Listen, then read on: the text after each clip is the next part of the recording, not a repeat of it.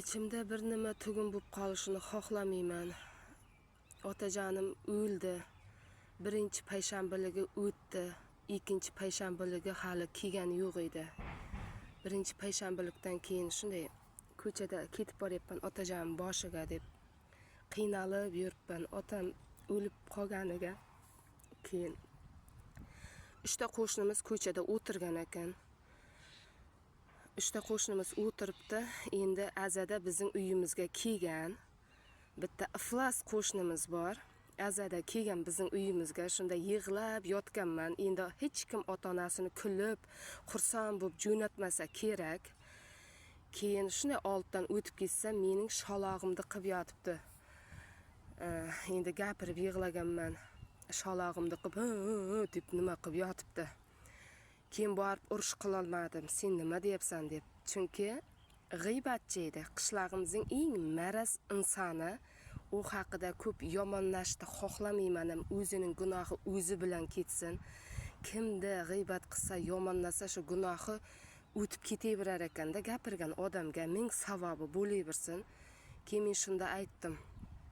Keliniga aytdim, qaynotang ham qo'shilib dedim. Shu dedim, gapirganda dedim, qo'shilib kuldi dedim. Men qarg'amayman dedim. O'lmasin dedim. Lekin dedim, Xudoning oldida dedim, o'lmay turib ham javob bersin. Yuragimga bir tepganday bo'ldi.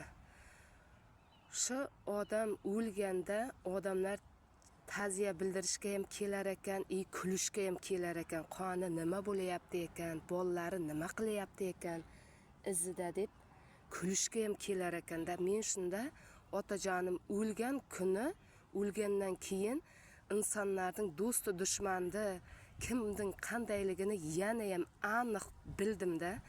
Otam o'lmay turib ham bilardim. Lekin otam ketgandan keyin yana ham yakkalanib qolib, insonlarning asl yuzini ko'rdim. Men mana ustimdan kulganlarni nima qilmayman. Men Xudoga solib qo'yaman, o'lmasin. Xudojonim o'zi ko'rsataveradi ekan. U o'lgan o'lib ketar ekan, hech narsani bilmasdan.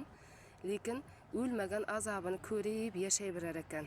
Bu dunyoning azobini ko'rib.